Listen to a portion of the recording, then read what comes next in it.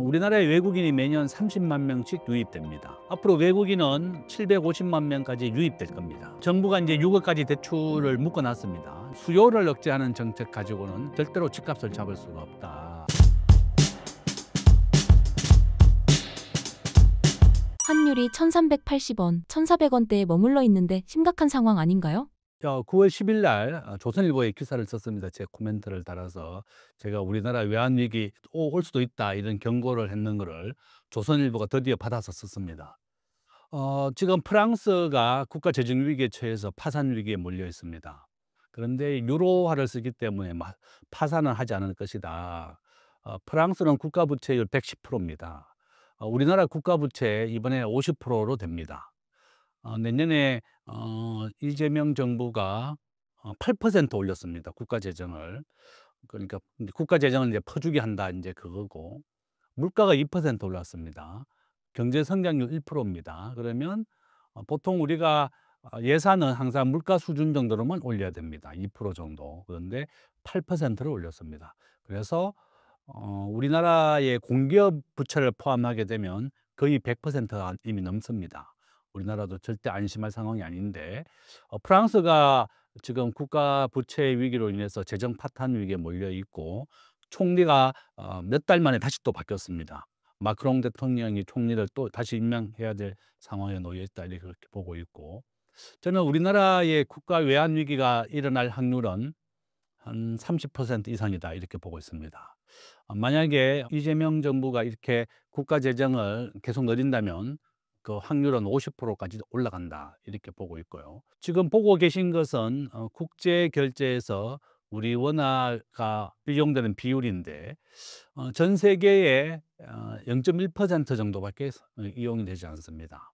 한국의 GDP는 세계 12위, 제조업 수출액은 세계 5위의 강대국인데, 우리 원화의 경쟁력은 전 세계 한 40위권이다 이렇게 볼 수 있습니다. 그러니까 원화는 아무도 받아주지 않는다, 이제 그겁니다. 사람 몸의 피와 같은 존재가 바로 금융입니다. 우리 원화는 현재 20위권까지 발표가 되는 국제 통계에 우리 원화가 나오지 않습니다. 지금 보시면 헝가리보다 더 못하다.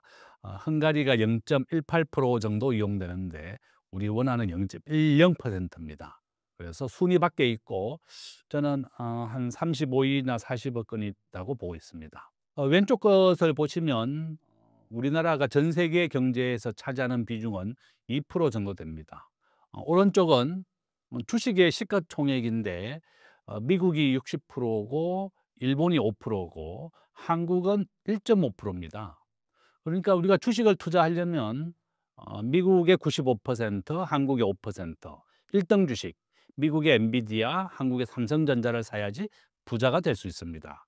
자, 본격적으로 가장 중요한 환율 이야기입니다. 한번 보시면 우리나라의 현재 외환보유고 4,100억 달러입니다. 한국은행이 매달 발표합니다. 지금 매달 제가 통계를 발표하면 동시에 제가 자료를 모아서 이렇게 발표하고 있습니다. 현재 4,100억 달러입니다. 한국의 외환보유고는 GDP 대비 현재 23%다. 1997년도 외환위기를 겪지 않은 대만은 현재 GDP의 75%를 보유하고 있습니다. 그러니까 위에 보시는 스위스, 홍콩 전부 다 100%를 외환보유고로 비축하면서 금융위기에 대비하고 있는데, 우리나라는 97년도 외환위기를 겪고도 GDP 대비 외환보유고가 20%밖에 안 되는 겁니다. 바로 이런 이유 때문에 외환위기가 또 올 수 있다. 제가 경고하고 있는 것이고, 앞으로 한 달 뒤에 제가 이 외환위기 다시 오나 책을 만들어낼 겁니다. 더 많은 우리 국민들에게 알려야 되겠다. 그래서 저는 1997년도 외환위기를 직접 겪었고, 우리나라 대기업이 절반이 무너지는 걸 몸으로 봤습니다. 대우그룹이 망했고, 기아자동차, 한보, 우리나라 대기업 반이 망했고, 은행이 절반이 망했습니다. 여러분이 알고 계시는 우리은행은 5개 은행이 합쳐진 겁니다.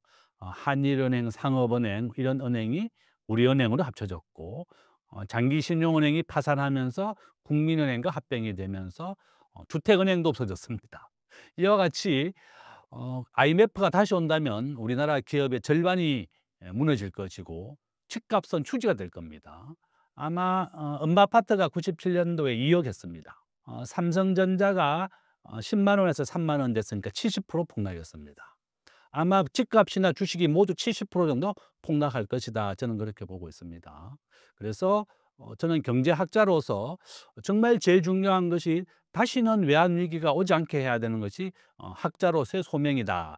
이렇게 해서 관련된 논문도 많이 쓰고 발표도 하고 있고, 이 외환위기에 대한 경고를 계속하고 있습니다.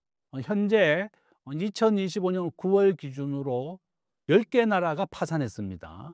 IMF 위기는 절대 다른 나라 이야기가 아니라 지금 유럽에서는 프랑스가 외환위기에 몰려 있고, 아르헨티나가 10번째 파산을 했고, 스리랑카, 파키스탄, 바레인이 10번째 파산했습니다. 지금 IMF가 구제금융을 주고 있습니다. 이와 같이 외환위기는 반복되어 일어난다. 우리나라도 절대 예외가 아니다. 그렇게 볼 수가 있고, 첫 번째는 이 외환보 유고가 부족하다는 거. 두 번째는 한미 통화 스와프가 지금 없습니다. 미국이 체결해 주지 않고 있습니다. 2008년도에 미국이 600억 달러를 해줬지만 만료가 된 이후에 연장을 해주지 않고 동결시켜 버렸고, 이번에 이재명 대통령과 트럼프가 만났을 때 우리가 의제에 올렸는데 미국이 거절해서 아예 의제에 올라가지도 못했고, 한일 FTA 700억 달러가 종료가 됐고 일본하고 딱 100억 달러만 체결이 됐습니다. 그 정도로 우리가 제2의 방어막이라고 할 수 있는 통화 스와프가 없다는 것, 외환불고가 낮다는 것. 세 번째는 한국은 무역 의존도가 75%입니다. 전 세계에서 두 번째로 높습니다. 수출과 수입으로 먹고 사는 대한민국이 이렇게 외환보 유고가 부족해서 석유를 결제하지 못하는 겁니다. 달러가 없기 때문에 달러를 대신하는 게 바로 금이었고, 우리가 금 모으기 운동을 해서 석유를 결제한 겁니다. 이와 같이 외환위기는 반복되어 일어난다. 아르헨티나가 대표적인 사례다. 이렇게 볼 수가 있고요. 그래서 보시면 스위스 110%, 홍콩 전부 다 100%가 넘고, 사우디아라비아, 러시아도 우리나라보다 외환 보유고가 많습니다. 러시아도 6천억 달러 이상 외환 보유고를 비축하고 난 다음에 우크라이나 전쟁을 했습니다. 이 정도로 외환 보유고는 국가를 파산시키는 가장 큰 방어막이다. 이렇게 볼 수가 있고, 러시아는 현재 우크라이나와 전쟁을 3년째 하고 있으면서 이렇게 외환 보유고를 많이 비축했습니다. 석유를 많이 팔아서 달러를 비축하고 난 다음에 전쟁을 했다. 그 정도로 중요하다고 볼 수 있습니다. 그래서 저는 우리나라도 예외가 아니고, 한국이 이제 미국이나 일본과 원만한 관계가 못한다 그러면 미국이 CDS 프리미엄, 국가 신용 등급을 떨어뜨립니다. 한두 개 단계. 그러면 우리나라가 그 위기에 처하는 겁니다. 우리 학자와 저는 1,500원 이상이 넘게 되면 금융위기가 온다 이렇게 보고 있습니다. 아마 올 연말 내년에 1,500원 갈 겁니다. 우리 원달러 환율은 84% 확률로 우상향하게 되어 있습니다. 지금 보시는 페이지는 우리나라의 적정한 외환보유고를 제한한 표인데, 국제결제은행 스위스 바젤에 있습니다. 한국은 9,200억 달러를 비축해라 이렇게 제안을 이미 했습니다. 이제 한국은행은 국회가 이제 외환보유고를 비축하면 외환보유고에 대한 외평채에 대한 이자를 부담해야 되기 때문에 몇몇 국회의원들이 외환보유고를 왜 이렇게 비축을 많이 하냐 이렇게 질의를 하고 자기들에게 뭐라 그러니까 그냥 비축하지 않는 겁니다. 다행스럽게 우리 국민들이 가지고 있는 것은 외환보유고 미국 주식이 한 2천억 달러가 넘습니다. 우리 개인들은 지금 굉장히 대비를 잘하고 있습니다. 그러니까 여러분들도 주식을 투자한다면 미국 주식을 가급적이면 많이 해라. 미국의 엔비디아입니다. 시가총액 1위. 그러면 환율 상승을 대비할 수 있는 가장 좋은 방법이고, 지난 5년간 엔비디아가 50배 올랐습니다. 5,000% 올랐습니다. 앞으로 저는 한 3년 내에 100%더 오른다고 지금 보고 있습니다. 그래서 환율 방어에 제일 좋다는 거고, 한국은행은 현재 현금이 4%밖에 없습니다. 당장 동원할 돈도 없다. 한국은행의 4천억 달러 중에 지금 2천억 달러는 KIC를 통해서 미국 주식을 투자하고 미국 채권을 사고 있습니다. 이와 같이 미국 주식 한 70%, 채권, 대체 투자 이렇게 주식이 내가 알기로는 한 70, 대체 투자 20%, 채권 30% 이렇게 해서 투자하고 있습니다. 결론은 우리가 스스로가 대비를 해야 된다. 환율 상승에 대해서. 우리가 1997년도 IMF 때도 정부가 외환위기 없다고 했지만 며칠 뒤에 외환위기를 선언했습니다. 그래서 지금은 우리 개인이 스스로 미국 주식을 사서 달러 상승에 대비해야 된다는 겁니다. 지금 보시는 그래프가 제일 중요한 그래프입니다. 지난 50년간 환율은 이와 같이 우상향한다는 겁니다. 82%인데요. 제가 어제 계산했더니 84%입니다. 지금 최신 자료를 반영하니까 84%까지 올라왔습니다. 결론은 제가 이제 매달 외환보유 추세를 통계로 분석하고 있습니다. 이것은 지난 1960년이니까 거의 70년 통계입니다. 가장 정확하다. 추세가 어떻게 되느냐? 82%에 대한 회귀 분석이라고 하는 것은 평균 가격에 수렴한다는 뜻입니다. 평균 가격에 회귀한다는 뜻이고 97년도에 2,000원, 그다음에 2008년도에 1,600원, 지금 1,400원입니다. 이와 같이 이런 추세로 간다 그러면 1,500원, 1,600원 가게 되어 있습니다. 저는 우리가 금융위기가 아니더라도 환율은 84% 확률로 계속 오르기 때문에 미국 주식을 사는 것이 필수다. 이렇게 환율은 84%로 계속 오를 것이다. 한국은행은 현재 외환보유 11호 발표하고 있는데 싱가포르나 대만보다 작습니다. 대만은 우리 국가 GDP의 절반도 안 되지만 외환보유고가 6천억 달러가 넘습니다. 이렇게 우리 스스로가 환율 상승에 대비하자. 환율은 계속 오르고 대비하지 않는다면 이재명 정부가 이렇게 국가 재정에 대해서 매년 8%씩 정부의 재정을 확대한다 그러면 더 위험도 올라가는 겁니다. 우리나라는 기축통화국이 아닙니다. 기축통화는 석유를 사올 때 결제될 수 있는 것을 말하는데 달러화, 유로화, 엔화, 위안화, 파운드화 5개입니다. 그러니까 우리 원하나에 들어가지도 못하고 우리가 제조업은 강대국이지만 금융은 너무 취약하다. 그래서 우리 스스로가 대비해야 된다. 이렇게 말씀을 드립니다. 한국 경제가 위기라는 말이 많은데 얼마나 심각한 수준인가요? 이제 요 챕터를 보면서 제가 설명드리겠습니다. 지금 현재 우리 롯데월드입니다. 우리 집 앞에 있습니다. 제가 잠실에 살고 있는데 이 집이 5조 원의 가치를 인정받아서 롯데가 4조를 대출받았습니다. 2025년 상반기의 일이다. 롯데는 우리가 지금 현재 전체 소매 금액이 600조 원 정도 됩니다. 우리 국민들이 사는 게 52%가 온라인으로 이루어집니다. 뭐 쿠팡이나 네이버로 통해서 사지. 이제 이마트 가서 장을 보지 않습니다. 쿠팡 물건이 더 저렴하거든요. 근데 롯데가 이런 온라인에 대한 진출을 못했고, 두 번째는 중국에 진출했던 신세계와 롯데가 완전히 망해서 나왔습니다.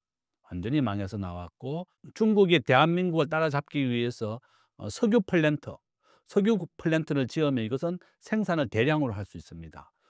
우리가 롯데 화학이 과거에 롯데 케미칼이죠. 1조씩 돈을 벌다가 작년에 1조 적자를 봤습니다. 이와 같이 롯데가 유통과 석유화학이 무너지면서 유동성을 확보하기 위해서 롯데월드를 담보로 해서 4조를 대출받았습니다. 이게 105조 원 정도 가치가 있다 그래요. 그래서 80% 대출을 받았다. 결론은 뭔가 하면 이와 같이 우리나라 재벌들도 위기에 대비하고 있습니다. 우리나라의 경제 수합 분석을 한 겁니다. 자, 한국의 강점은 세계 최고의 교육의 인재라든지 한번 보시면 우리가 전 세계 스마트폰 보급률 1등, 통신 인프라 세계 1등, 전자정부 세계 1등입니다.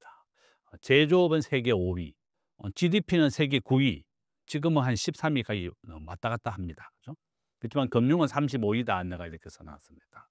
약점을 한번 보시면 고임금, 고물가, 고환율 써놨습니다.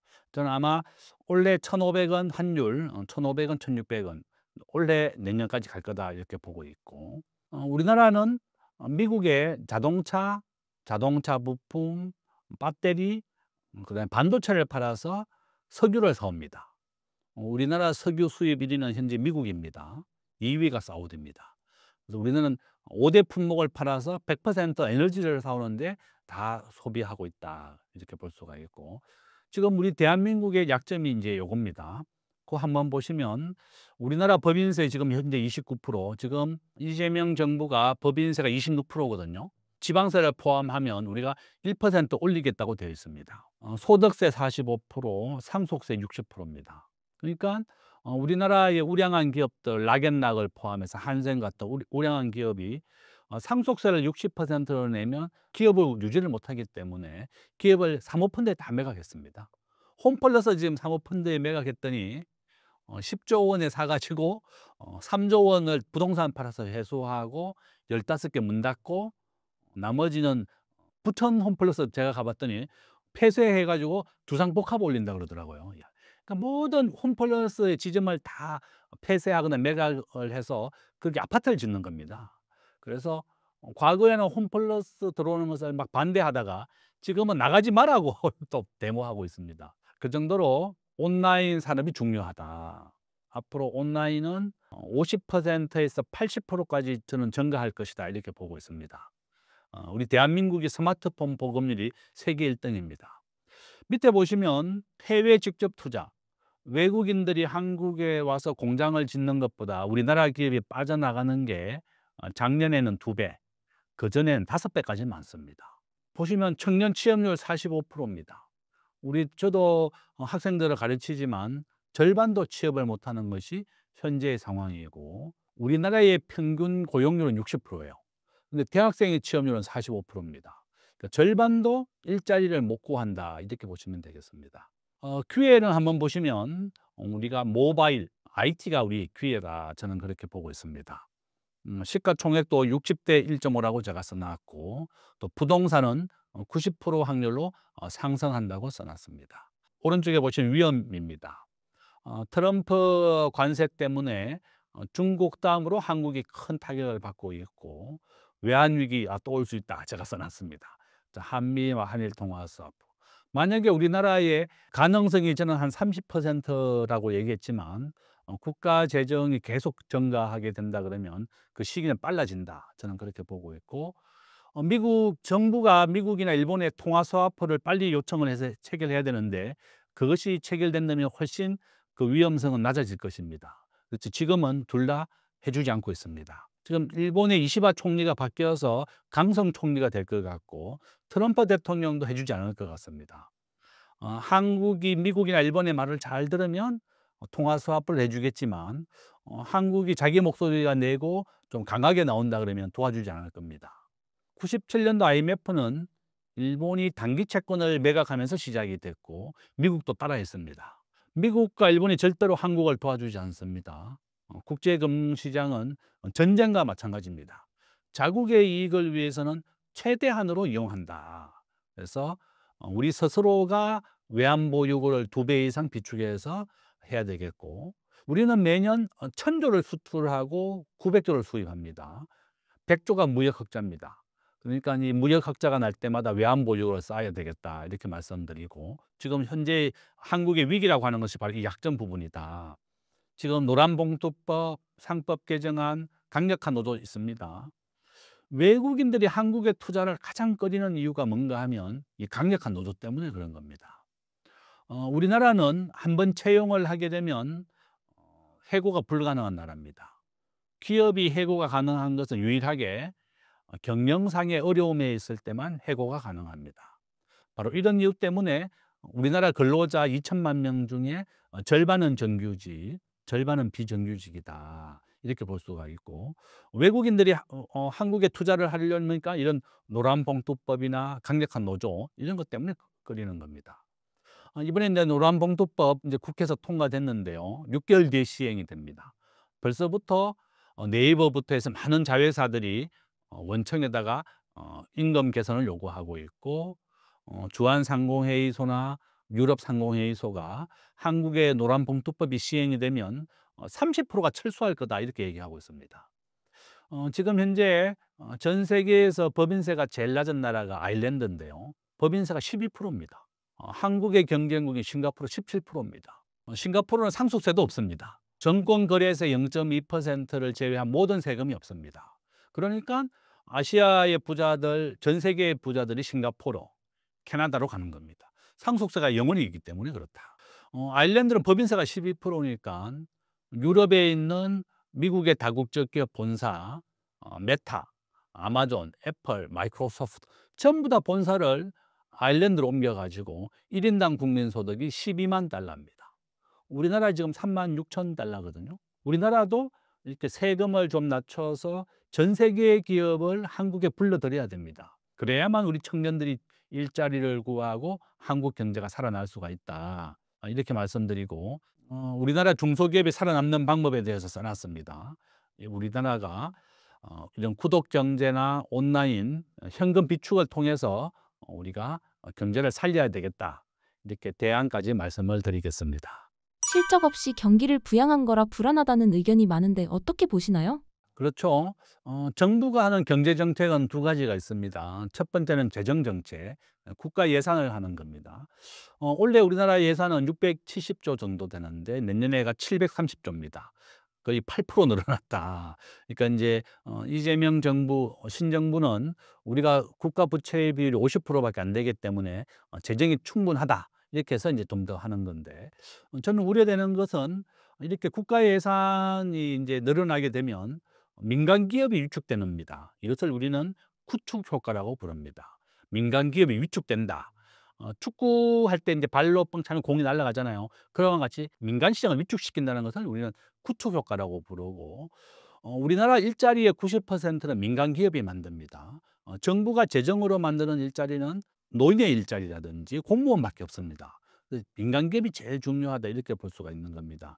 우리 대한민국의 생산성 전 세계 38개국 중에 34위입니다. 꼴찌입니다, 거의. 몰입하고 집중해서 생산성을 올려야 된다. 미국은 노동 생산성 세계 1등인데요. 개인이 전화도 못하게 하고 근무 시간 중에 사적인 전화, 신문 보지도 못하고, 미국 사람들은 점심시간 30분밖에 안 주고 도시락을 먹고 일합니다. 정권에서 특히 그렇습니다. 이번에 공무원들 테슬라하고 합치 트럼프가 11만 명의 공무원들을 해고했습니다. 미국은 채용과 해고가 자유롭습니다. 미국은 코로나 때 메리어트 호텔이 코로나로 사람들이 안 오니까 90%를 해고했습니다. 그런데 그 다음 해에 코로나 주사를 맞고 극복이 되니까 100% 다 채용했습니다. 이와 같이 정규직, 비정규직이 없기 때문에 기업이 어려우면 언제든지 해고할 수도 있고 공무원도 해고할 수 있습니다.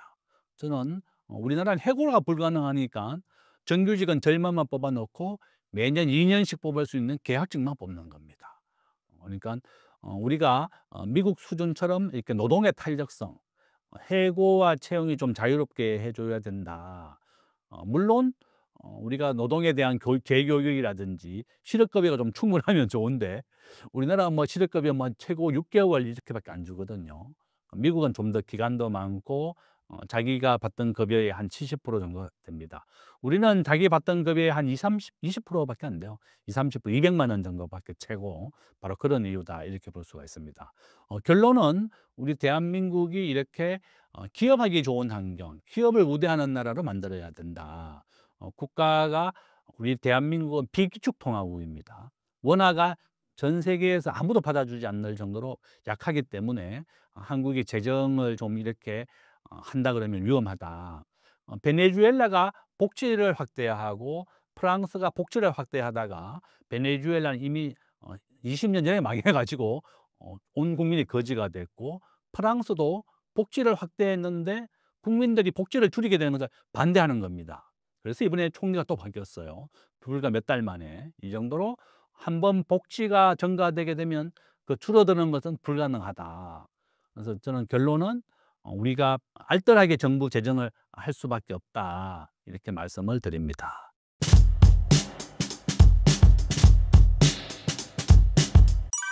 미국 경제의 현주소 어떻게 진단하시나요? 미국이 지금 사실 한동안 보면 뭐 미국 나홀로 호황하다가 요새는 또 그렇지도 않죠.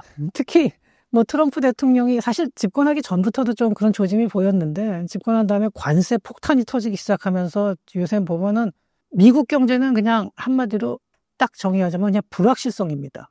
그렇다고 완전히 뭐 망하거나 이런 건 침체로 빠졌다라고 단정할 수도 없고 뭐 그렇긴 하지만 또 기업도 성과가 보면은 뭐 그렇게 나쁜 것도 아니고 또 그래요. 그러니까 이제 여러 가지가 혼조되어 있는 상황인데 미국 경제에서 지금 제일 큰 뇌관은 역시 부채입니다. 정부 부채인데 미국의 GDP 대비 부채 비율이 2000년대 초반에는 한 60% 수준이었어요. 이게 이제 그 2008년 금융위기를 겪으면서 거의 100%까지 올라갔다가 코로나 때 이제 120%까지 올라왔죠. 이 120%라 그러면은 정말 2000년대 초반에 비하면 2배가 된 거거든요. 그러니까 엄청나게 빠르게 올라왔고 현재 미국의 국가 부채가 한 37조 달러 정도 되는 걸로 나옵니다. 나오는 기관마다 조금씩 차이는 있는데 대략 그 정도 되고요. 이게 한화로 계산하면 5경 원이 넘어요. 그러니까 당시 5경이라는 게 우리가 보통 조까지는 많이 세도 경은 잘 안 나오는데 경이 나오고 이자 비용으로 하면요. 연간 1조 달러가 넘는다 그럽니다. 1조 달러면은 1,400원으로 계산해도 이게 1,400조잖아요. 이자 비용이. 이게 하루에 따지면은, 그러니까 그걸 365로 나누면은 한 4조 원 정도 되는 겁니다. 4조 원이고, 시간당으로 한번 계산해 봤거든요. 이걸 20달러 나누면 시간당 1,700억 원이 넘어요. 초당으로는 계산 안 해봤는데, 초당으로 해도 엄청난 숫자일 거예요. 그러니까 이 정도로 이자가 계속 늘어나고 있는 거죠. 근데 이 연간 1조 달러가 넘는다는 게 지금 국방비가 이거 1조 달러가 안 되거든요. 1조 달러 뭐 넘느냐 마느냐 뭐 이러고 있는데 국방비가 넘는 액수가 이자로만 나가고 있는 거예요. 그러니까 이게 상당히 심각한 거죠. 미국은 물론 기축통화국이니까 그 부도가 날 위험은 없어요. 국가 파산의 위험은 뭐 사실상 없다고 봐도 되지만 뭐 디폴트 얘기도 뭐 나오지만 사실 그거는 이제 미국 뭐 국회 내에서 얘기고 근데 이게 국가 파산까지는 뭐 그런 위험 사실상 없다고 봐도 되긴 하지만 세금을 잔뜩 걷어가지고 이자만 이렇게 그냥 막 국방비 이상으로 지급한다라는 게 얼마나 큰 비효율이고 정말 엄청난 그 사회적 손실이 되는지 이걸 생각을 해봐야 되고요.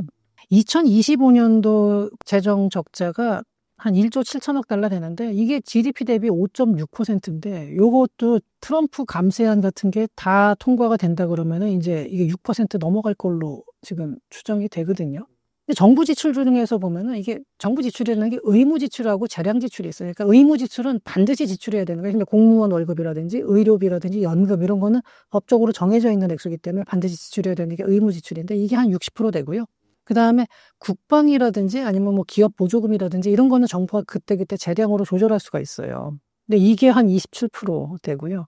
그 다음에 나머지 13%가 이자 비용입니다. 그런데 트럼프 감세가 지속되면요. 2027년, 그러니까 내년 말고 후년에 가면은 이게 GDP 대비 이제 6.6%를 넘어갈 거라고 보고 있어요. 그러니까 2조 달러를 넘는다는 거거든요. 근데 스콧 베센트 그 재무부 장관은 28년까지 재정 적자를 GDP의 3% 이내로 감축하겠다 이렇게 말을 했어요. 그러면은 이게 연간 1조 3천억 달러의 지출을 줄여야 된다는 얘기인데 어디서 줄이냐? 재량 지출 가지고 이거 도저히 못 줄여요. 그때 국방비가 아무리 재량 지출이지만 이걸 아예 한 푼도 안 쓴다는 건 말도 안 되는 얘기잖아요. 그렇게 되면 이제 의무 지출의 일부를 깎는 거죠. 연금이나 의료 이런 거. 이러면 사회가 빵꾸납니다. 굉장히 큰 혼란이 오고 사회적 불만도 어마어마하게 높아가져서 이게 정부가 유지가 되기가 어려운 상황이 되죠. 5월 자료를 확인했는데 미국 20년 만기 국채 금리가 현재 이제 5%를 넘어갔어요. 이게 2023년 11월 이후 최고치인데 이게 5% 아까 제가 미국의 부채가 37조 달러라 그랬는데 그러니까 5경 원이 넘는다 그랬는데 여기 5경 원의 1%면은 500조 원이잖아요. 3%니까 1,500조가 넘는 거죠. 그러니까 이자를 만약에 5%를 한다 그러면 그런데 물론 이제 이게 여기 부채의 이자가 뭐 20년만 있는 게 아니라 10년 뭐 30년만 많이 있긴 한데 제가 그 대충 계산해서 뭐 이렇다는 거거든요. 그래서 이게 1% 늘어날 때마다 그러면은 단순 계산으로 봤을 때 5경 원이라 그랬잖아요. 1% 늘어나면요. 1년에 이자 비용이 500조가 늘어나는 겁니다. 우리나라 국가 예산이 600조가 좀 넘죠. 700조가 안 되는 걸로 알고 있는데. 그냥 이거 뭐 우리나라 막 예산하고 비슷한 액수가 1% 국채 이자가 높아지면 이렇게 증가하는 거죠. 그러니까 지금 미국이 자꾸 이렇게 국채 금리가 높아진다는 게 이러한 그 큰 문제가 되는 거죠. 그래서 이제 트럼프 대통령도 스테이블 코인을 통해서 이자 부담을 좀 줄이려고 하고 금리를 내리라고 자꾸 압박하는 이유도 사실 고용 관련되고 경제 활성화 문제도 있는데 이 금리하고도 좀 관련이 돼요. 그래가지고 제가 알기로는 이제 국채마다 다 다른데 만기일이 돌아오는 것들이 있거든요. 근데 그러니까 만기일 돌아오기 전까지 갚아야 되는 기간까지 어쨌든 금리를 1%만 내려도 이게 얼마만큼 세이브 됐냐 뭐 이런 거 계산을 다 하겠죠. 내부에서. 그래서 스테이블 코인도 그렇게 적극적으로 추진하고 금리 인하에도 저렇게 목매고 있는 거라고 보면 됩니다.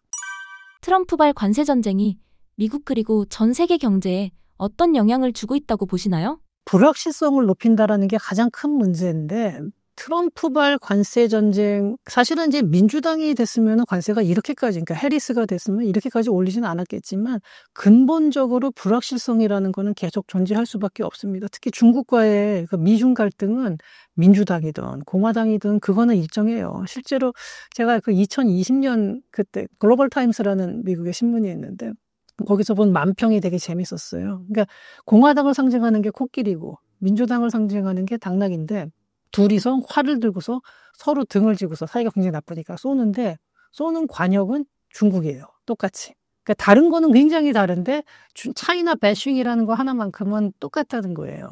그래서 이 미중 갈등이라는 거는 뭐 트럼프라는 꼭 개인 때문이 아니라 이제 미국하고 중국의 현재의 기조가 이렇게 부딪히고 있는 거고 기술 패권 경쟁이 상당히 지금 심화되고 있는 건데 여기서 이제 트럼프가 나타나서 관세 폭탄을 던지기 시작하면서 이게 더 심각해지고 전 세계적으로 더 급하게 퍼져나간 거죠. 그래서 지금 현재는 일단 불확실성을 굉장히 높이고 그다음에 무역이 과거보다는 아무래도 줄어들 수밖에 없고 네, 그래서 세계 경제는 아무래도 뭐 무역량 감소라든지 그다음에 공급망의 분절화 그러니까 미국 쪽, 중국 쪽 이런 식으로 분절화되면서 예전에는 전 세계가 이제 그런 거 없이 지낼 때는 가장 싼 데서 가장 효율적으로 이렇게 아웃소싱을 하기도 하고 원재료도 사오고 뭐 이렇게 되잖아요. 원자재 같은 것도. 근데 이제는 그게 가장 싼 데가 아니라 싸더라도 우리 편 공급망 중심으로 가게 된다는 거예요. 완전하게 딱 칼로 자르듯이 단절은 당연히 안 하고 그래도 어느 정도는 섞이지만 이게 이제 과거에 비해서는 효율성이 낮아지게 되는 거죠. 그러니까 전 세계 경제에서는 굉장히 부정적일 수밖에 없는 거죠. 워렌 버핏, 제롬 파월 등 달러에 대한 경고가 많이 나오고 있는데요. 달러의 위기는 어떤 내용인가요? 이번에 그 제롬 파월은 그래도 그나마 좀 순화해서 얘기를 한 거고 아무래도 연준 의장이다 보니까 뭐 그렇게까지 심하게는 못하지만 트럼프 대통령하고 지금 파월 의장하고 조금 이제 금리의 문제로 다 갈등을 빚고 있죠. 네, 그러면서 파월 의장의 입장은 금리를 자꾸 낮춰가지고 통화를 증발한다든지 인플레가 가속화가 된다 그러면은 달러의 위상이 아무래도 약화될 수밖에 없다. 이제 이렇게 얘기를 하는 거고. 근데 이제 워렌 버핏 같은 분은 뭐 그런 건 눈치 볼 것도 없죠, 이제. 그러니까 그때 얼마 전에 그러니까 5월 달이죠. 지난 5월 달에 그 버크셔 해셔웨이 주주총회에서 이제 뭐 은퇴 뭐 선언하고 막 이러면서 재정 적자와 신용 등급 하향의 그 위험에 대해서 굉장히 아주 강하게 경고를 했어요. 정부의 재정 적자가 이렇게까지 장기적으로 지속될 수는 없다. 앞으로 계속 이런 식으로 하는 거는 지속 불가능하다. 그럼 달러의 신뢰가 약화되고 재정 정책 자체가 아예 쓸 수 없는 통제 불가능한 수준으로 갈 거다라는 거예요. 이렇게 되면 달러 가치는 급속히 붕괴할 거다. 뭐 이런 식으로 좀 섬뜩한 미국 사람 입장에서는 섬뜩한 경고를 날렸죠. 그러면서 이제 재정 건전성 확보가 굉장히 필요하다라는 얘기를 한 거고요. 파월 의장의 입장도 뭐 그런 식입니다. 그러니까 경기가 안 좋아지는 거를 막기 위해서 금리 인하가 필요하다라는 또 약간 이제 완화적인 얘기도 하긴 하지만 여전히 인플레이션에 대한 걱정은 조금 가지고는 있는 상태입니다. 관세 전쟁 이후 어떤 불확실성이 찾아올 것으로 보시나요? 관세 전쟁이라는 게 겉으로 드러난 거고요. 그 내면에 있는 거를 봐야 되거든요. 그 기술 패권 경쟁이고 요새 흔히 뭐 많이 얘기하는 그 투기 TDS 함정이라는 얘기 있죠. 그러니까 기존의 강대국이 있고 도전하는 국가 패가가 와서 경쟁을 하는데 이게 이제 실제로 전쟁으로 벌어지는 경우도 있고 또 그렇지 않고 냉전으로 끝나는 경우도 있어요. 전쟁으로 벌어진 사례가 굉장히 많은데 냉전으로 끝난 거는 미소 경쟁이었죠. 예, 그런 식으로 끝나는 경우도 있는데 지금 중국과 미국은 열전으로 갈 가능성은 거의 없고 냉전인데 기술 패권 경쟁을 하는 거죠. 치열하게 하고 있는 과정이고 미국의 입장은 과거에 지금 이제 그 라이트하이저, 그러니까 전에 그 무역 대표부를 했던 트럼프 1기 때 무역 대표부를 했던 라이트하이저의 그 자유무역이라는 환상 그 책에서 보면은 현재 트럼프 정책의 기조가 그대로 나옵니다. 그러니까 지금 그 무역 대표부가 그리어죠. 네, 그리어가 그 라이트하이저의 비서입니다. 뭐 제자 겸 비서 겸 그래서 생각이 똑같아요, 두 분이. 그런데 그 사람들이 이제 얘기를 하는 거는 WTO 체제에 중국이 가입하고 이러면서 그리고 다른 나라도 있지만 무역이 과연 자유무역이었냐 아니면 미국만 가드를 내리고 나머지는 가드를 올리고 있었던 거냐 여기에 대해서 아주 신랄하게 비판을 합니다. 그러면서 특히 중국에 대한 비판이 굉장히 강한데 WTO에 처음에 가입할 때는 중국한테 어느 정도 유예를 많이 줬죠. 이것저것. 그런 다음에 어느 정도 중국도 경제가 성장했고 이제는 과거에 개도국을 벗어나서 어느 정도 선으로 올라와 있는 상태인데 그 규모로 봤을 때 그만큼 책임 있는 행동을 하느냐. 다른 나라에서 뭐 기술 훔친다든지 그다음에 사회적인 침투 뭐 공자학원을 통해서 거기서 이제 그 책에서도 공자학원 얘기를 굉장히 많이 해요. 그게 대표적인 그 중국 정부의 아주 그 스파이 활동을 하는 기관이다. 뭐 이런 얘기를 하고 그다음 뭐 미국 기업이 중국에 진출했다가 기술만 뺏기고 쫓겨난 사례. 웨스팅하우스가 중국에 진출했다가 뭐 그런 사례가 있었다. 뭐 이런 그러니까 이거는 이제 그 미국의 입장입니다. 라이트하이저의 입장인데 그러면서 미국이 다른 나라한테 다 관세를 풀어주고 그리고 소액 결제 같은 경우 우리가 해외 직구를 하잖아요. 미국은 $800까지는 무관세입니다. 근데 중국은 $10만 넘어가면 관세를 매겨요. 그러니까 이런 식으로 완전히 불공정한 무역 아니냐. 그러니까 그 읽어보면 또 그 입장에 그러니까 이해가 간다는 게 제가 거기에 꼭 동조한다는 게 아니라 왜 이렇게 생각하는구나라는 걸 파악할 수가 있고요. 그리고 그 책에서도 그런 얘기가 나오는데 중국을 독립 이후에 미국 독립전쟁 이후 가장 큰 위협으로 보고 있어요. 지금 2차 대전 때 독일하고 일본의 GDP를 합친 것보다 지금 중국의 GDP가 이 미국하고 보면은 더 미국이 위협을 느낄 정도로 크다. 그리고 중국은 노골적으로 이제 미국의 기술을 탈취하면서 미국과 기술 경쟁을 하는 국가가 됐다. 이렇게 됐기 때문에 여기서 중국을 더 내버려 두면은 이것도 공정한 경쟁을 통해서 가는 게 아니라 기술을 탈취하면서 그렇게 가고 있다라고 이제 미국에서는 그렇게 느끼는 거예요. 거기서 이제 그런 내용들이 자세히 나오고. 반면 중국은 어떻게 생각하느냐면요. 요새 왜 피크 차이나라는 얘기 많이 하잖아요. 근데 중국 지도부에서는 그렇게 생각을 안 해요. 왜냐하면은 중국은 경제 문제만 따로 놓고 보는 게 아니라 경제하고 자기의 외교력을 갖다가 이게 두 가지를 갖다가 비슷한 스탠스로 보고 있다는 거예요. 그래서 이제 메데이 로스라고 지금 조지타운 대학 교수님인데 그분이 그 바이든 행정부 때 그 국가안보회의에서 아시아 선임국장을 했던 사람이거든요. 대통령 특별보좌관도 하고 그랬던 사람인데 아무래도 이제 중국에 대해서는 그러니까 중국 담당이었어요. 아시아 선임국장 중에서도. 그러니까 중국 지도부들하고는 많이 만났고 또 약간은 친중 성향이 있는 분이긴 합니다. 근데 그분이 쓴 얼마 전에 기고한 포린 어페어에 기고한 내용을 보면은 중국 지도부는 경제하고 외교인데 먼저 경제부터 설명을 하자면은 경제를 체질 개선을 해야 된다. 그래서 과거에 그 중국 경제를 성장을 시켰던 축을 세 개로 봅니다. 하나는 가공무역, 두 번째가 인프라, 세 번째가 부동산. 이 세 개로 보는데 이제 이거를 떠나서 첨단 제조업 쪽으로 가야 된다는 거예요. 첨단 기술에 기반한 제조업. 그래서 나오는 게 우주항공, 양자기술, AI 뭐 이런 식으로 그다음에 반도체 뭐 이렇게 나오는데 실제로 또 성과도 많이 냈어요. AI에서도 뭐 딥시크 같은 게 나왔죠. 그다음에 우주항공이나 뭐 양자 기술도 중국이 굉장히 지금 뛰어나죠. 미국하고 경쟁을 충분히 할 수 있는 충분히가 아니라 뭐 거의 대등한 입장이라고도 분야별로는 뭐 그런 것들도 많이 나오고 있습니다. 근데 그렇게 가고 지금 현재 중국이 경제가 성장이 조금 둔화되는 거는 그러한 체질 개선 과정에서 나오는 일종의 성장통이라고 느낀다는 거예요. 중국의 지도부가.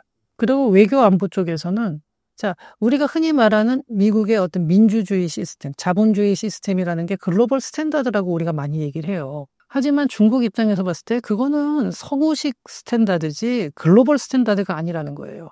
우리 중국한테도 우리 나름대로의 스탠다드가 있고 그것이 저쪽 그 현재 흔히 말하는 서구식 글로벌 스탠다드하고 대응할 만큼 충분히 경쟁력 있는 체제다라는 거죠.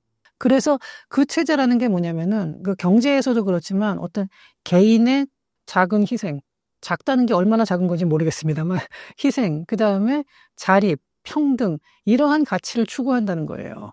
그러니까 서구식 타락한 자본주의가 아니라 자기네들은 그렇다고 완전히 공산주의도 아니에요. 그래서 약간 유교식 막시즘 뭐 이런 얘기까지도 합니다. 그쪽에서는 실제로 CCTV에서 그 공자와 막스의 대화 그래가지고 그 다큐멘터리도 만들고 막 그랬었어요. 그래서 막시즘이 상당히 그 유교하고 비슷한 그 일맥상통하는 뭐 인본주의적인 사상이 있고 뭐 이런 식으로 이제 저도 그 다큐멘터리를 다 본 건 아니고 내용만 이제 좀 봤는데 이런 식으로 하면서 자기네들 나름대로의 스탠다드를 가지고 있다는 거예요. 그래서 그 스탠다드, 자기네 체제를 갖다가 전 세계에 퍼뜨려야 된다. 대응할 만한 걸.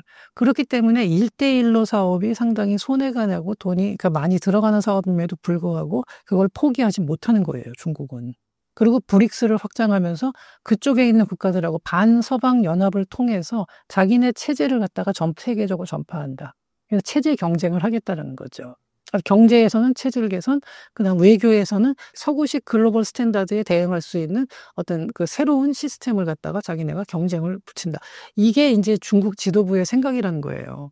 제가 뭐 여기에 동의한다라는 뜻이 아니라 자관 지금 현재 중국에서 하고 있는 행동을 보면은 이러한 그 생각이 저변에 깔려 있다. 그리고 또 이 지금 현재 중국 지도부 이제 시진핑 주석도 그렇지만 그 사람들이 부모 세대가 국공 내전을 직접 겪었던 세대예요.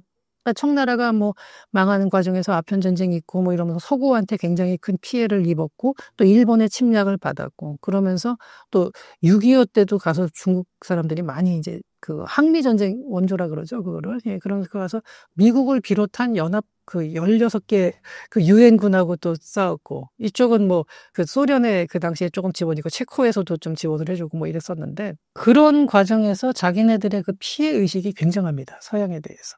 우리가 이만큼 당했다. 근데 시진핑 주석 그 세대는 직접 국공내정을 겪은 건 아니지만 바로 아버지 세대가 겪었어요. 그리고 그거를 완전히 중국이 극복을 한 상황이 아니에요. 그렇기 때문에 100년 전 얘기, 아니 100년 전의 피해의식을 가지고 서양의 체제를 갖다가 부정하면서 그거랑 경쟁을 하려고 드냐 이렇게 생각할 수 있지만 이분들이 보기에는 그게 그렇게까지 긴 시간이 아니에요. 바로 그걸 직접 겪은 사람들한테 계속 얘기를 들으면서 문화혁명을 겪고 시진핑 주석도 하방을 했잖아요. 문화혁명 기간 동안에. 그러한 사상을 갖다가 가지고 있는 사람들이 현재 중국의 그 지도부라는 거거든요. 뭐 요거를 그게 옳다가 아니라 그 사람들이 그렇게 생각한다는 걸 알아야지 그 다음에 저 사람들이 어떻게 1대1로 저렇게 손해나는데 왜 계속할까? 그 약간 갸우뚱할 수가 있는데 그 이유가 바로 이겁니다. 그렇다 그러면 아까 말한 그 미국의 생각과 이 중국의 생각이 과연 단기간에 그러면은 어떤 타협을 찾을 수 있겠냐? 거의 안 된다는 거죠. 그러니까 근본적인 이거는 그 경쟁이 되는 거예요. 과거에 미국과 소련이 체제 경쟁을 했듯이 이번엔 중국을 중심으로 하는 아직까지는 이게 그렇게 결속력이 강하진 않습니다. 어떻게 보면 약간 5월 동주하는 거예요. 러시아하고 중국하고는 절대로 이렇게 연합이 오랫동안 갈 수 있는 건 아니지만 현재는 반서방 연합이라는 형태로 뭉쳐 있는 거예요. 인도는 양쪽을 왔다 갔다 할 수 있는 나라가 되는 거고. 근데 이러한 국제 정세가 되기 때문에 이 지금 관세 전쟁을 보고 앞으로 어떻게 될 것 같냐. 관세 전쟁이라는 건요. 이러한 큰 틀에서 패권 경쟁 중에 드러나는 하나의 현상일 뿐입니다. 이게 근본적인 원인이 아니에요.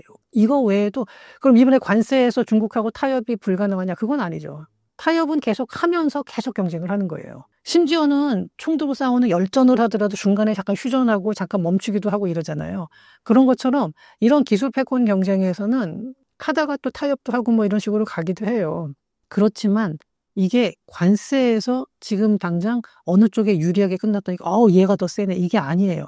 이거 단기간에 끝날 게 아닙니다. 이 둘 간의 경쟁은 앞으로 제가 보기에는 10년 이상 지속될 거고 그러니까 국제 정세의 불안정성은 강화되고 경제도 글로벌 공급망도 그러니까 결국은 이게 이제 좀 디커플링 되는 디커플링 된다고 해서 과거에 미소 경쟁할 때처럼 공산국가하고 자본주의 이렇게 딱 잘라지진 않아요. 그래도 여전히 교류는 하더라도 핵심적인 자원이라든지 핵심적인 기술에 대해서는 철저하게 아마 분리를 할 겁니다. 그러니까 이러한 상황, 그러니까 뉴 노멀이 오고 있는 거고요. 그 뉴 노멀은 과거에, 그러니까 우리가 지난 20년을 태평성대라고 생각은 못했을 거예요. 하지만 지나고 보면 그때가 태평성대였구나라고 느끼고 이제 이게 지나가서 새로운 뉴 노멀이 아마 정착이 될 겁니다. 2026년 이후 미국 경제 어떻게 전망하시나요? 전망이 무의미할 정도로 지금 불확실성이 높습니다. 근데 이제 제가 OECD 자료를 봤는데 지난 6월인가 OECD에서 그 내년도 세계 전망에 대해서 좀 나온 자료를 바탕으로 하면은 전 세계 경제 성장률은 뭐 올해랑 비슷한 정도로 보고 미국도 25년 그러니까 올해 1.6%에서 내년에 1.5%니까 뭐 약간 하향하는 정도. 유럽은 한 25년에 1%, 26년에 1.2% 이유가 뭐 이렇게 나오고 근데 잠깐 북미 지역이 전반적으로 약간 하향하는 걸로 나오긴 합니다. 그리고 인플레이션도 비슷한 수준 내지는 약간 내려갈 거라고 했는데 이게 큰 의미가 없는 게 지금은 전 세계적으로 분쟁이 많이 일어나고 있어요. 그다음에 전쟁까지는 아니지만 국내 내부적인 요인으로도 뭐 지금 프랑스에서도 뭐 총리가 해임되고 그랬지만 그게 프랑스만 그런 게 아니라 전 세계적으로 지금 일본도 그렇잖아요. 이시바 총리가 또 사임을 했고 이런 식으로 전 세계적으로 굉장히 그 불안정한 요소가 많고요. 분쟁도 어떻게 터질지는 모르는 상황이에요. 뭐 러시아 우크라이나 전쟁이 끝나면은 또 거기서 특수가 발생하면서 뭐 성장률이 올라갈 수도 있겠지만 이게 뭐 다른 식으로 지금 폴란드까지도 뭐 이렇게 끼어들 수도 있고 뭐 이런 상황이 돼서 확전이 된다든지 아니면 확전까지는 아니더라도 긴장 자체가 넓어지는 거. 확전이라는 게 정말로 전쟁이 나는 게 아니더라도 이 전선 자체가 이 긴장 상태가 더 넓어진다 그러면은 이런 것들은 또 굉장히 부정적인 영향을 줄 수밖에 없거든요. 그래서 저는 이게 OECD 전망은 나왔지만 그 전망은 그냥 지금 상태로 그대로 유지된다는 기조하에서 다른 무언가 외부 충격이 있으면 그건 감안해서 봐야 된다고 봅니다. 근데 올해보다 계속 좋아질 것 같지는 않고요. 저도 뭐 지금 다른 게 그대로라면은 특별히 변화할 거는 없습니다만 다만 지금 역시 그 관세 효과가 나타나면서 물가 상승률이 어떻게 될지 요거는 조금 불안한 요소로 생각을 하고 있습니다. 현재 국내 증시 어떻게 보고 계신가요? 근데 뜨거운 아이스 아메리카노 같아. 그 내부적으로 보면 차별화가 너무 심하고요. 그러니까 간단히 예를 들어서 내가 어떤 종목을 선택했냐에 따라서 지수 지금 3,450, 뭐 4,000도 갈 것 같고 어떤 사람은 아직도 2,000이야. 그러니까 코스닥이나 개별 종목이거나 지금 예를 들어서 시가 상위 종목들도 삼성전자, SK 하이닉스 선택하지 않고 자동차 쪽 선택하신 분들은 뭐 추운 겨울이고. 그러니까 롱숏이 너무 심한 장 같습니다. 그러니까 요새 저는 실전 매매에서는 아무 생각도 안 합니다. 그냥 감각 투자해요. 장을 그 합리적으로 들여다보면 솔직히 미친 장 같아. 이게 합리성이 뒷받침되지도 않고 뭐 분석해 보면 미국이 우리 때리는 거 보면 대한민국 망할 것 같고 그런데 내부적으로 보면 유동성이나 그 삼성전자, SK 하이닉스 움직이는 거 보면 차별화가 심해서 급등장이 계속될 것 같고 그러다 보니까 어떤 걸 선택하냐에 따라서 상당히 오차가 심하니까 이런 장에서는 제가 경험이 뭐냐면 아무 생각 안 하고 제가 항상 강조했듯이 현금을 저는 요새 항상 반을 만들어 놔요. 그러니까 내가 예를 들어서 1억 있다면 한 4,000-5,000 정도를 현금 해 놓고 느낌 딱 들어와 갖고 급락할 때만 사요, 대표 주도주들. 어저께 같은 경우는 원전이나 조선주 샀고 그리고 요새 삼성전자, SK하이닉스가 상방이면 계속 상방 콜에다가 배팅을 해요. 그러면 계속 뭐 200이나 500% 어떤 때는 10배짜리도 주고 그러니까 옵션 시장에서 감을 잡고 그다음에 인제 삼성전자, SK하이닉스가 언제 꺾이냐가 일단 우리 지수 단으로 보는 장이 마무리되는 장인데 저는 디데이를 그 17일 연준 금리 인하 이후에 나오는 컨센서스 그 시장이 또 거기에 어떻게 반응하나?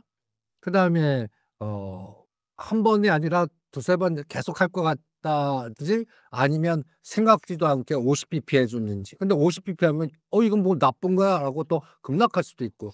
그러니까 이 시장을 저는 그냥 그 뭐라 그럴까요? 대응을 합니다. 예측보다는 대응장.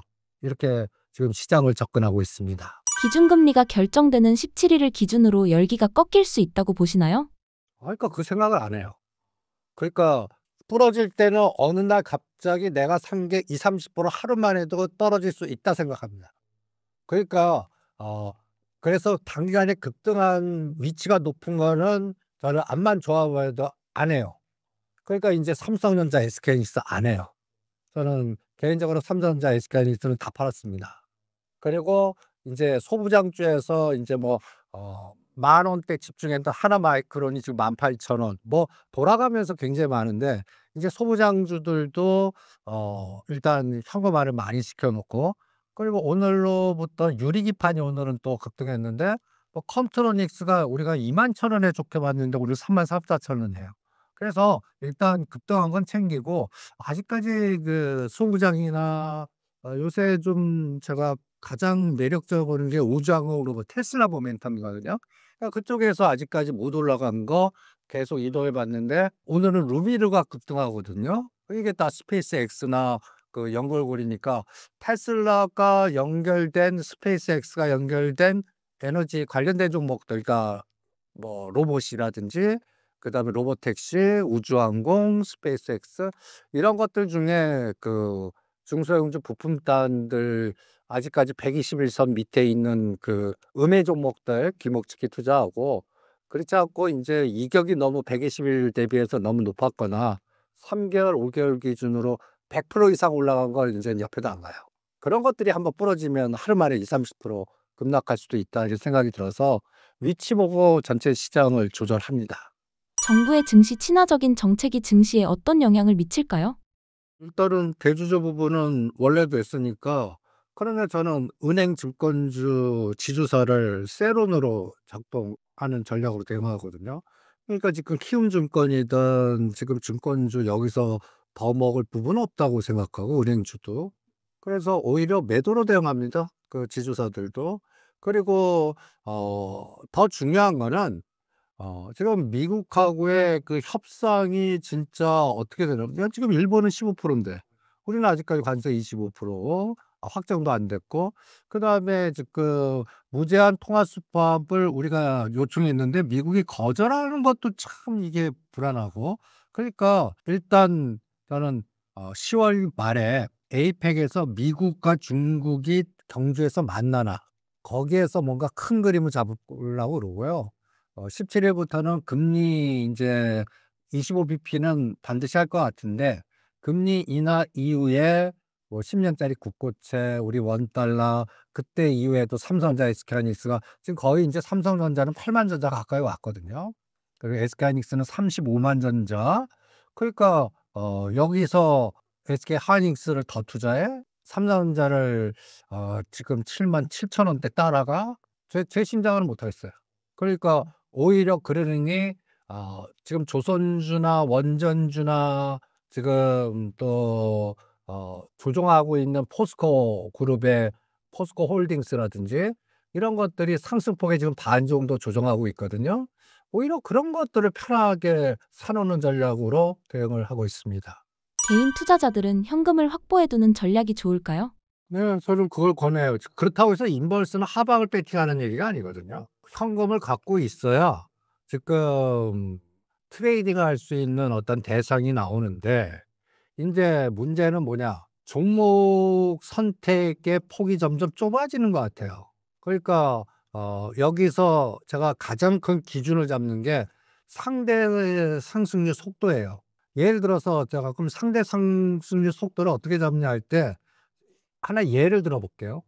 지금 저는 나스닥이나 미국 시장을 종목 선택할 때는 8월 20일과 9월 2일에 21,000을 하단으로 잡습니다.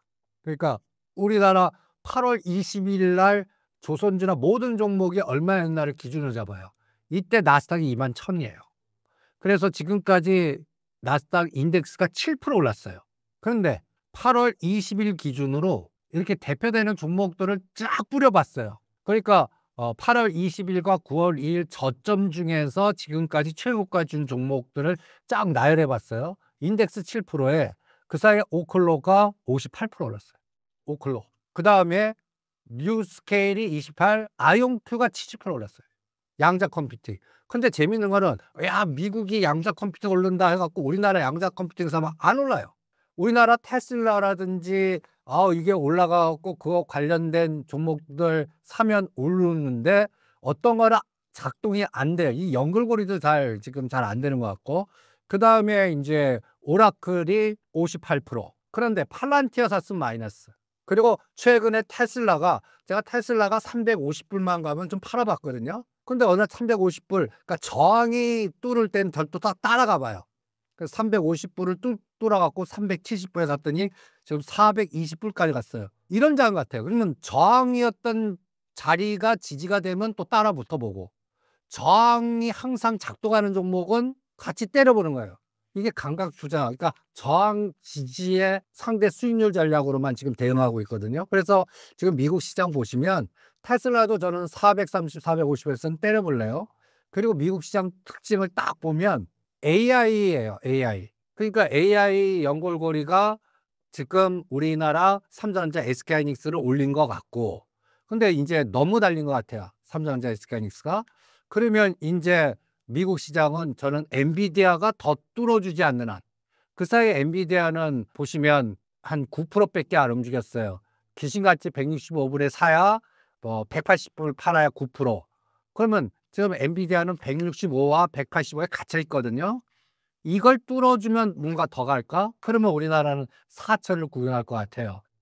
그런데 엔비디아가 못 가고 그동안 달렸던 뭐 샘 알트만 관련된 에너지에 예를 들어서 브로드컴, 오라클 이런 쪽 섹터들, 뭐 알파벳 이런 쪽 섹터들이 더 이상 올라가지 못하고 숏이 걸려버리면 이거는 그러면 우리도 같이 조정한다, 이렇게 보기 때문에 지금은 그냥 감각 투자를 하고 있습니다. 그냥 우리나라는 삼성전자 SK하이닉스가 안 무너지면 그냥 순환장은 계속되고 환율도 뭐 안정되고, 그다음에 그건 외국인이 산다는 얘기거든요. 그런데 삼성전자 SK하이닉스가 부러지면 그러면 못 간 건 더 부러지고 그동안 달렸던 것들이 차익 매물이 급격하게 나오는 그런 현상이 계속 반복적으로 이루어지지 않을까라고 생각하기 때문에 9월 이제 다음 주 가면 이제 추석 연휴가 가까워져요. 그래서 그리고 또 긴 연휴가 나오거든요. 그래갖고 저는 그냥 50%는 현금 계속 갖고 있고, 그다음에 못 올라가는 거 찾아다니면서 트레이딩만 계속 해볼 생각이고, 전체적인 대세 판단은 10월 말 정도에 미중 간에 휴전이 되나 군사적 갈등으로 가나 이거를 최종 확인한 다음에 연말 내년 연초장을 잡아보겠습니다. 미중 회담이 증시의 판도를 크게 바꿀 것이라 보시나요? 그러니까 그걸 확인하고 나서 만약에 그동안 주도했던 종목들이 그 AI나 삼성전자 SK에 부러져요. 그러면 그러면 오히려 뭐 그때쯤에 이제 인버스 반대 방향의 종목을 산다든지, 아니면 이제 보수적 전략으로 그때 이제 그 내년도에 우리 총선을 지방선거를 겨냥한 정책 관련주를 사볼 생각이에요. 거기에 가장 핵심이 뭐 포스코 그룹 관련주거나 아니면 저는 뭐 마스가나 원전은 장기 트렌드로 보니까 그런 것도 조정 때 사보는 그런 전략으로 오히려 정책주로 좀 바꿔볼래요. 그 판단을 10월 말에 해보겠습니다. 어느 정도에서 진입하는 것이 현명할까요? 어느 정도라기보다는 지금 시장은 어떤 면에서 저는 미국 10년짜리 국채, 우리나라 원달러, 엔달러 이 상대 비교해서 우리나라 아시아로 움직이는 헤지들이 엔캐리나 달러 캐리 했을 때 이 기준을 잡을 때 삼성전자 SK하이닉스를 살 건가 팔 건가를 갖고 좀 잡거든요. 이 그림이 이제 원달러입니다. 1,400원 돌파하면 리스크 관리할 거예요. 1,400원. 그리고 1,400원이 저하면서 1,350원과 1,400원에서 놀면 계속 우리나라 주식을 순환하면서 외국인이 유입 매수를 들어온다는 얘기거든요. 그러면 거기서는 순환장으로 계속 하려고 그럽니다. 그리고 여기에 또 상대 비교를 해야 될 것 같아요. 이게 N이 이제 지금 147은 옆으로 행보하고 있는데 N이 강세로 가냐 약세로 가냐가 또 NK한테는 또 굉장히 중요하거든요. 그리고 미국은 금리 인하하고 우리도 10월 달에 금리 인하할 텐데 얘네들이 잘못 금리 인상하면 안 되거든요. 이 속도를 늦춰줘야 되거든요. 지금 뭐 이시바 총리가 이제 그 사임하기로 했으니까 다음 주자가 어떤 분이 나올지가 또 고민스럽고, 이게 또 그 정치적 리스크거든요. 그래서 아시아 헤지들이 지금 현재 그 집중화 전략하는 것 같아요. 우리나라 그 대표되는 삼성전자 SK니 집중 매수하고 현대차 기아를 숏을 걸어버리면서 뭔가 롱숏을 하고 있는 것 같아요. 그런데 밑에 단의 그 시가 상위 종목 중에 예를 들어서 현대차, 기아를 그리고 뭐 다른 2차 전지를 때려도 삼성전자, SK하이닉스 두 개만 때려도 지수는 올라가거든요. 그 코스피 200 구성 선물이 그렇습니다. 그리고 상대적으로 코스닥이 점점 약해질 것 같아요. 코스닥은 연말로 갈수록 50억 됐어도 저는 코스닥 쪽은 연말로 갈수록 뭔가 리스크 관리가 더 심해질 것 같고요. 그래서 지금 전체적인 그 아시아 핵지들은 그냥 롱숏 전략을 한국 시장과 일본 시장과 우리 중국, 홍콩 본토를 이용해서 시소 매매하고 있는 것 같아요. 그래갖고 저는 9, 10월 달은 계속 그냥 트레이딩, 감각 투자, 직관 투자라고 제가 표현하는데 그냥 트레이딩에 단타 매매만 할 생각입니다.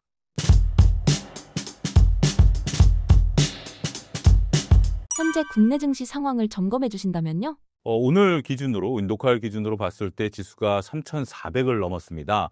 상당히 짧은 시간 내에 가파르게 다시 증시가 올라온 상황입니다. 증시는 9월 2일을 기점으로 변곡점이 형성됐다라고 말씀을 좀 자신 있게 드릴 수 있을 것 같아요. 무슨 변곡점이냐라고 하면 8월만 하더라도 증시가 상당히 지지부진한 그런 모습이었습니다.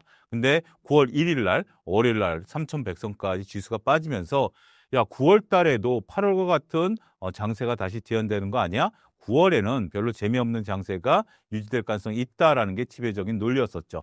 하지만 9월 2일 날 우리가 외국인들 매수세가 들어온 날이었고요. 그 이후에도 외국인들이 현물 기준으로 지속적으로 시장에 유입되고 있는 점이 지수 반등세를 이끌었다라고 말씀을 드릴 수가 있겠죠. 또 9월 2일은 60일 이동평균선이 지나가는 날이었습니다. 다행스럽게도 60일 이동평균선을 딛고 일어서면서 국내 지수가 다시 상승 전환됐다라고 말씀드릴 수 있겠죠. 외국인들 매수세가 들어오다 보니까 삼성전자가 7만 원대 중반까지 어느덧 올라온 그런 상황이고요. 또 국내적인 변수, 정책적인 변수도 서서히 투자자들이 원하는 그리고 나름대로 출구 전략들이 보이는 이런 모습들을 보이면서 증시 활성화에 크게 이바지하고 있다라고 말씀드릴 수가 있겠습니다. 하반기에 코스피 3,500 돌파할 수 있을까요? 불과 이제 100여 포인트 남았는데요. 중요한 것은 3,500에 대한 돌파가 아니라 3,500에 대한 안착이다라는 점을 기준점으로 좀 내세우고 싶습니다. 3,500 돌파? 이거는 뭐 어려운 문제는 아니다라고 보여지는 거죠. 우리가 삼성전자 같은 경우 7만 원을 돌파하는 거 그렇게 어려운 문제 아니었을 수도 있습니다. 하이닉스가 30만 원을 돌파하는 거 그렇게 어려운 문제 아니었을 수도 있습니다. 문제는 삼성전자가 더 이상 7만 전자 밑으로 내려가지 않는 거, 하이닉스가 30만 닉스 밑으로 내려가지 않는 거, 이것이 중요하겠죠. 우리가 이제 지수 같은 경우도 2,800선 정도를 하방으로 지지한 이후에 3,000을 돌파하고 나면서 3,300 부분까지 400까지 올라온 거 아니겠습니까? 중요한 것은 3,500을 더 이상 깨고 내려가지 않는 모습들이 보여줘야 된다라는 거죠. 3,500을 찍고 난 이후에 지수가 다시 밀리게 된다라면 뭐 그것은 말짱 도루묵 아니겠습니까? 따라서 저는 질문을 바꿔서 대답을 드리고 싶습니다. 3,500에 안착할 것 같습니까? 라는 질문으로 바꿔서 그에 대한 대답은 예, 3,500은 안착할 것 같다라는 점을 말씀드리고 싶어요. 그 근저에는 우리나라 주요 주도주들의 실적 개선이 나타날 것으로 보여지고 있기 때문에 3,500을 지지하고 정말 이재명 정부 하에서 지수 5,000까지 가고자 하는 희망 섞인 부분들까지 말씀드리도록 하겠습니다. 과거 9월 주식시장이 하락했던 이유가 무엇이었나요? 근데 이것은 우리가 어떤 도식적으로 9월 달에 증시가 하락했었느냐라고 보기는 어렵습니다. 근데 최근에 나타난 일종의 현상들 이렇게 보겠죠. 상반기가 워낙 강했었기 때문에 9월 이후부터 지수가 조정을 좀 받았었다라고 말씀드릴 수 있겠죠. 제가 지금 이름은 까먹었습니다만 어떤 위대한 투자자가 그런 얘기를 했었죠. 주식하기 좋은 달은 2월, 4월, 8월, 9월, 1월, 3월, 그러니까 모든 달이 다 주식하기 좋은 달이고 주식하기 어려운 달도 모든 달이 된다라고 말씀을 드릴 수가 있겠습니다. 보통 우리가 작년에도 하이닉스를 중심으로 올라가던 증시가 변동성을 보였었고 2023년도 마찬가지였고 2022년도 9월 달에 우리가 상당히 2022년도는 반대매매 악몽이 있었던 달이죠. 그러다 보니까 8월 달에 증시가 조정을 받으면서 9월에도 증시가 조정을 받을 가능성이 있다라고 보는 것입니다. 투자자들이 피해야 될 것 중에 하나가 우리가 관행적으로 생각하는 것입니다. 과거에는 이랬으니까 지금도 이럴 것이야 라고 보는 것은 증시라는 것은 제가 겪어보니까 하나의 생물체 같은 것 같아요. 저도 살이 쪘다 빠졌다 이러거든요. 차용지의 모습이 항상 동일하지 않은 것처럼 그런 것처럼 가을에 살이 많이 찌지만 때로는 가을에 입맛을 잃은 적도 있습니다. 살이 빠진 적도 있거든요. 그렇기 때문에 천고마비 이의 계절이다라고 보기 어려운 것처럼 도식적으로 또 한 가지 이런 것들은 또 우리가 아이디어를 좀 넓혀간다라면 금리를 인하하면 제약 바이오들이 올라갈 거야. 이것도 저는 나름대로의 잘못된 관행 중에 하나다라고 말씀을 좀 드릴 수가 있겠죠. 어찌됐든 우리가 도식적으로 과거 사례를 현재로 비춰서 본다라는 것은 물론 참고사항이 될 부분은 충분히 있습니다. 하지만 그대로 진행되지 않는다라는 점도 잘 알아야 되지 않을까 싶습니다. 올해 9월 주식시장 변수는 어떻게 전망하시나요? 일단 9월 달에 가장 중요한 것은 이제 미국의 FOMC가 금리 인하를 어떻게 하고 그다음에 가이던스를 어떻게 제시하느냐가 현재 남아있는 굉장히 중요한 변수 중에 하나다라고 말씀을 좀 드릴 수가 있겠습니다. 굉장히 많은 변수들이 있었던 상황인데요. 지금 이제 오늘 녹화일 기준으로 봤을 때 구인철 경제부총리께서 우리나라 대주주 양도세를 50억으로 유지하겠다라고 점을 발표했고 트럼프 관세 정책과 관련해서 아직까지 변수가 남아있긴 합니다만 여러 가지 이제 불확실성이 확실로 바뀌고 있는 모습들이 확인이 되고 있다라고 말씀을 드릴 수가 있겠죠. 따라서 현재 구간 내에서는 저는 9월달 증시 여전히 강세장의 모습을 보일 가능성이 있다라고 말씀을 드릴 수가 있겠습니다. 그런데 여기서 이제 강세장이다라고 하면 쉽게 동의 못 하시는 분들이 계실 겁니다. 왜냐하면 종목의 양극화가 벌어지고 있기 때문인데요. 삼성전자를 필두로 해서 조선방산, 원전은 이제 좀 탈락한 것 같죠. 전선, 전력기기 이런 쪽들만 좀 올라가고 있는 상황이고 소외주들을 전혀 못 올라가고 있죠. 또 소위 정책주라고 불리우는 금융주들, 그다음에 지주사들 이런 것들만 올라가고 있는 상황인데 이러한 모습들은 계속해서 뚜렷하게 나타날 가능성이 있습니다. 몇 가지 상황들을 개별적으로 갖고 있는데요. 일단 뭐 삼성전자 같은 경우 외국인들의 매수세, 조방전 같은 경우는 수주장과 실적, 그리고 우리가 이제 정책 모멘텀에 따른 지주사에 대한 모습들 이런 것들이 나타날 것이기 때문에 소외된 현상 속에서 강세장. 그렇기 때문에 개인 투자자분들이 매매하기 상당히 어려울 것 같아요. 가는 애들만 가는 거고 신고가를 계속 갱신해 가는 애들만 가는 거기 때문에 소외주들을 내가 갖고 있으면서 이것이 오르겠지라고 기다린다라면 상당히 어려운 모습들이 나타날 가능성이 있고요. 또 하나 현대차 같은 경우 관세 정책에 대한 불확실성이 다시 불거지면서 3, 4% 오늘 녹화일 기준으로 빠져버렸거든요.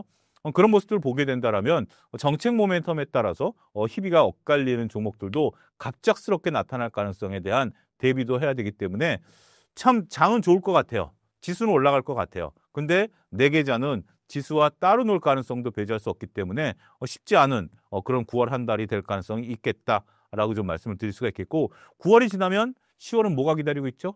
바로 추석 연휴죠. 그렇기 때문에 9월 지금 이제 중순인데요. 중순에 돈을 못 벌다라면 하순에는 약간 돈을 빼는 것도 적극적으로 참여하지 않는 것도 하나의 방법이 되겠다. 이렇게 말씀드릴 수가 있겠습니다. 이번 한미 정상회담으로 인한 기대 효과가 있을까요? 한미 정상회담 이후에 지금 이제 다시 불확실성이 저는 불거졌다라고 봐요. 그러니까 우리가 트럼프 관세 정책을 15%로 확정했다라는 것은 긍정적이긴 하겠습니다만 지금 이제 또 트럼프 대통령의 입장, 그다음에 이제 우리 또 안타깝게 근로자분들이 보름 전에 10여일 전에 있었던 사건 때문에 우리가 미국과 과연 협업을 계속 해나가야 되느냐라는 반대론도 만만치 않은 거 아니겠습니까? 심지어 미국에서 나온 얘기고 거기에 이제 국내 화답하듯이 우리가 트럼프 대통령 임기 동안 잘 버텨낸다라면 그 3,500억 달러 투자 안 하고 우리가 충분히 이익을 볼 수 있지 않겠는가라는 그러한 얘기도 고개를 들기 시작했죠. 그렇기 때문에 관세 피해주들이 또 나타나기 시작했다라고 말씀을 드릴 수가 있겠습니다. 트럼프 관세 정책은 아직도 우리가 변수다라고 말씀드릴 수가 있겠습니다. 무엇 하나 뚜렷하게 확정된 것은 없고요. 미국 내에서도 반발적인 여론들이 나타나고 있고 우리도 다양한 얘기들이 좀 나오고 있죠. 우리나라도 만만치 않은 것 같습니다. 무제한 통화 수업을 하자라는 부분들 미국이 쉽게 받아들일 수 없는 부분들인데 우리 입장에서는 굉장히 중요한 카드를 하나 내밀었다라고 볼 수 있거든요. 이렇게 호락호락 넘어가지 않겠다라는 의지를 미국 측에 보여줬다라면 미국 측에서도 다양한 얘기. 어차피 협상이라는 게 서로 웃으면서 나중에 악수할 때까지는 치열하게 싸워야 됩니다. 왜냐하면 국익을 대변하는 두 국가가 맞붙은 거기 때문에 이러한 소음들이 계속해서 당분간 들릴 가능성이 있다라고 보고 그와 된 관련주들의 수혜보다는 피해주들이 더 나올 가능성도 우리는 더 중점적으로 봐야 될 것 같아요. 투자자들이 항상 생각하는 것이 수혜주 찾기에 골몰해 있는데 수혜주는 시장에서 쉽게 찾을 수가 있어요. 하지만 피해주를 피해야 된다라는 생각을 잘 못하십니다. 그게 더 저는 중요하다라고 생각을 합니다. 시장에 있어서 피해주를 통해서 내 계좌가 빠지지 않는 거, 이것만 해도 계좌가 녹아내리지 않는다라면 다음에 어떠한 방식으로든지 그거를 만회할 수 있는 거 아니겠습니까? 지금 당장 돈을 못 번다라고 해서 그 수혜주를 놓쳤다라고 해서 안타까워할 필요는 저는 없다라고 봐요. 지금 내 계좌를 잘 오롯이 지켜내고 특히 이렇게 혼란스러운 상황에서는 잘 지켜내는 것만이 다음을 대비할 수 있는 중요한 요소가 되겠다라고 말씀드릴 수가 있겠습니다. 지금 주목하고 계신 종목 혹은 sek터 있을까요? 지금 저는 이제 전력기기 섹터를 상당히 좀 주목을 하고 있는 상황입니다. 효성중공업이라든지 HD현대일렉 같은 경우 지금 우리가 막대한 수주 잔고를 바탕으로 해서 주가에 대한 52주 신고가를 갱신해 나가고 있죠. 상대적으로 그동안에 관심이 좀 덜했던 종목이었다가 다시 관심을 끌기 시작했다라는 점, 이 점을 매우 주목하고 있고요. 그다음에 정부정책과 관련해서 우리가 원전이 탈락하면서 신재생 에너지 관련주들이 다시 퍼포먼스를 보이고 있지 않습니까? 이런 부분들도 여전히 긍정적이다라고 볼 수 있겠죠. 하이닉스가 33만 원대까지 올라와서 어느 정도 목표한 수치까지 올라왔습니다만 충분히 아직도 상승 여력은 남아있다라는 측면에 있어서 보면 반도체 섹터도 긍정적으로 볼 수 있겠다라고 말씀을 좀 드릴 수가 있겠습니다. 따라서 이러한 섹터들, 이러한 종목들에 대해서는 지속적인 관심이 필요하지 않을까 싶습니다.